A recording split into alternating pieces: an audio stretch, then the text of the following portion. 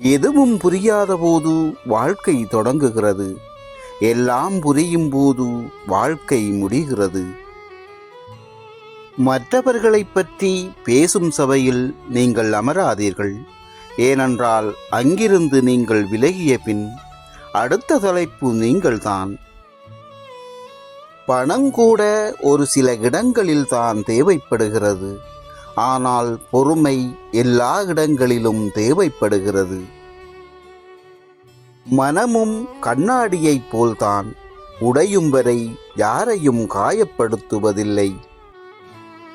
குறை சொல்லுபவர்களுக்கு நன்றி சொல்லுங்கள். ஏனென்றால் உங்களை நீங்களே செதுக்கிக் கொள்வதற்கு அவர்கள்தான் ஒளி கொடுக்கின்றனர். தண்ணீரைப் போல் இருக்க கற்றுக்கொள்ளுங்கள். ஏனென்றால் அதற்கு ஒதுங்கிப் போகவும் தெரியும், அடித்து கொண்டு போகவும் தெரியும். நமக்கு நாமே ஆறுதல் கூறும் மனதைரியம் இருந்தால் அனைத்தையும் கடந்து போகலாம். விடிவது எழுவதற்கு மட்டுமல்ல, வாழ்வில் ஒரு படி ஏறுவதற்கும் தான். விரிக்காதவரை சிறகுகள் கூட பாரம்தான். விரித்து பார்த்தால் வானம் கூட தொடும் தூரம்தான். நினைப்பது ஒன்று, நடப்பது இன்னொன்று.